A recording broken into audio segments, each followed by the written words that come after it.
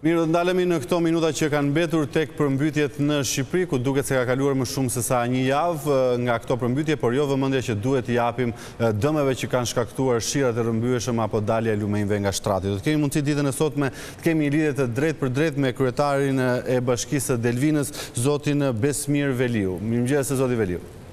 Mirëmëngjes. Mirëmëngjes. Pikë së pari të doja që të bënim ndoshta një bilanc të përmbytjeve që lam pas. Besoj që keni arritur deri diku ndoshta të kuptoni se çfarë dëmesh janë shkaktuar të paktën nga përmbytjet e para.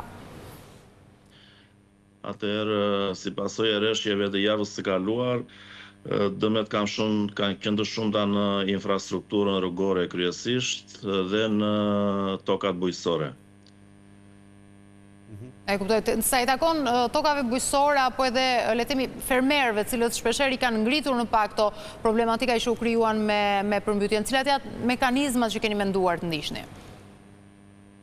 Atëherë këtu së bashku kemi qenë edhe me Ministrin e Mbrojtjes, me zotin Vëngu, dhe kemi parë nga afër situatën dhe në aty ku ka pasur dëmtime të përrejnjve në infrastrukturë, kemi menduar për të bërë disa investime në të ardhmen.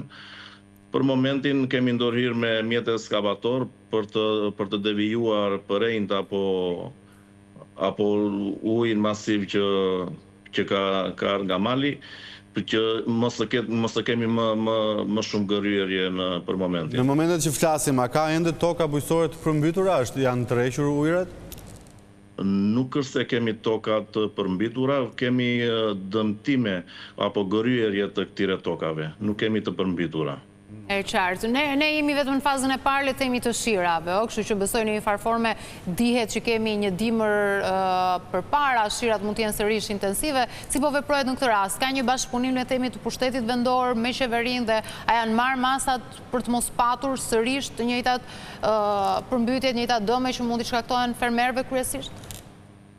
Patjetër që po, siç e përmenda edhe më parë, me ministrin kemi qenë në komunikim të vazhdueshëm, por edhe ekipet e forcave të armatosura kanë qenë në terren për të ndërhyrë aty ku ka pas më nevoje imediate,